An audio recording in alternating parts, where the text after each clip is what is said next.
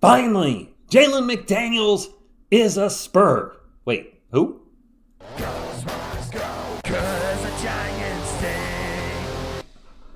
What is up, San Antonio Spurs fans? Welcome to TSR Sports. Hope you had a great Monday. Hope you had the day off like old TSR did. And we have a trade here in the preseason, but don't get too excited. Let's get into the article from Pounding the Rock. In a random bit of preseason news, the Spurs are reportedly acquiring forward Jalen McDaniels and a second-round pick from the Sacramento Kings per Shams. The Spurs are then expected to waive him. So I expect maybe by the time you're watching this video, he will already have been waived. And per Shams, Spurs plan to waive McDaniels, sources said, while Kings open roster flexibility for a potential addition down the line. McDaniels has averaged about 7 points and 3 rebounds over his first 5 NBA seasons. Boom, there it is. Okay, news is mostly a means to open up a roster spot and cap space for the Kings to use down the line. And the Spurs have the cap space to absorb and waive him. This wouldn't be the first time the Spurs assisted the Kings this summer. Early in the offseason, they acquired Harrison Barnes onto their existing cap space in the Kings trade for DeMar DeRozan. The Spurs also got the Kings' 2031 unprotected first-round pick for good measure. Now they have another unspecified second-round pick to add to their ever-growing arsenal. And this is totally a cap space, cap move trade, if you will. You may be asking, wait, what did the Spurs trade for him? Nothing. They're eating his salary for this season.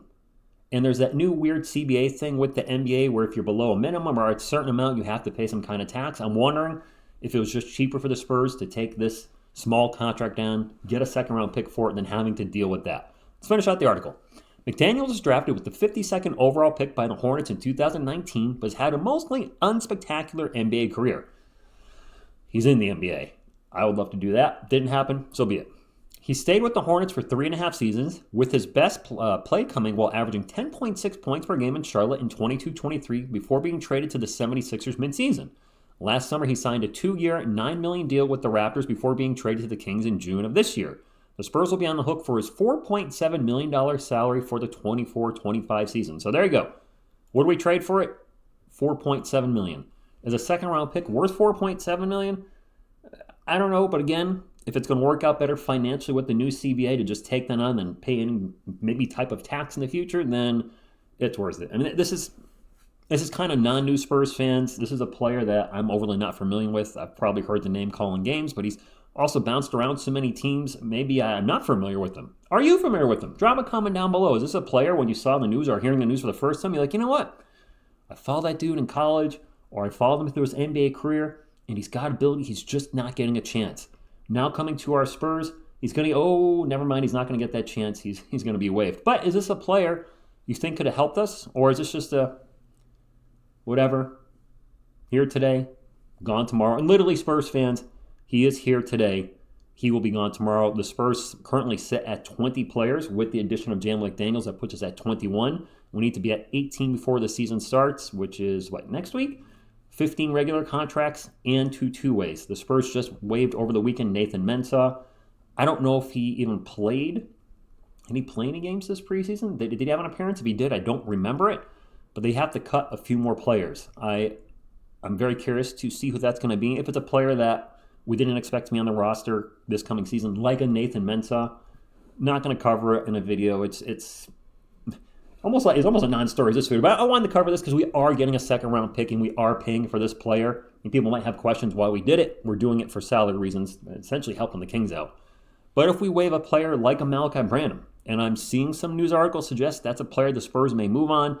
Noah, I forgot his last name. It's a hyphenated name. He used to write for Pounding the Rock. He posted a tweet about a week ago about maybe moving off from Malachi Branham and signing maybe Riley Mixon, who has looked Minix. Why do I say Mixon? Riley Minix. He has looked great in Summer League and the preseason. I'm all on board. I'm bringing Riley. Plus, he's my brother from another mother. So it's going to be interesting to see how the Spurs roster shapes up before it's time to cut 2 more players. What do you think? Before I wrap up the video, we have 15 contracts, 2 two-ways. So we do have a 2-way left, and then 3 players on training camp contracts. I know it's Riley. Malachi Flynn's one, and who's the other one? Is Boston Jr. the other one on a training camp contract? I don't know off the top of my head. Anyway, Drop a comment down below your thoughts on this. Hit the thumbs up, like, support the channel, and subscribe to become part of our awesome Spurs community. We'll be live tomorrow night for the Spurs, and I think it's the Miami Heat at, I believe, 7:30 p.m. Eastern. I wasn't ready to talk about the game tomorrow, but since we're here, why not? We'll be live for it. We'd love to see you in the chat, and I can't wait till the season starts, and I can't wait to see what the Spurs do with the rest of their roster. So thank you, as always. Go Spurs, go.